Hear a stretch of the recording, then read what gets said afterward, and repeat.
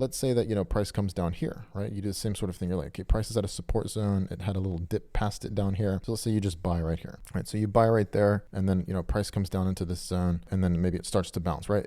The cool part about using 1-to-1 risk reward ratios is if you don't have to target the moon, right? You don't have to use something like this where you're entering right there with a stop just below the zone and then a target way up here. What this does is it just makes you more likely to hit your stop loss, and then it makes it harder to hit your take profit. And another thing is that you don't want to do this either, where you have a huge stop loss but a small take profit, because most of your trades will end in profit, yes, but whenever you lose, you're losing a bunch more on your losses. The idea is to just make more in the basket of winning trades than you lose in the basket of your losing trades. So if you're just doing this, I just don't think it's any better than just using like a 1-to-1 risk reward ratio. It's just so much easier. The likelihood of you getting stopped or hitting the profit target's about 50-50. And then after you get some experience, you can raise that win rate up. If a trade starts going sideways, you have the beauty of doing this in trading, and it looks like it's not going to be bouncing at the particular support resistance zone, well, you can just close the trade right there. And now you take a break even or a small loss or a small profit instead of taking a full stop loss, right? And then of course, if it just starts going into profit immediately, the idea would be to hold it.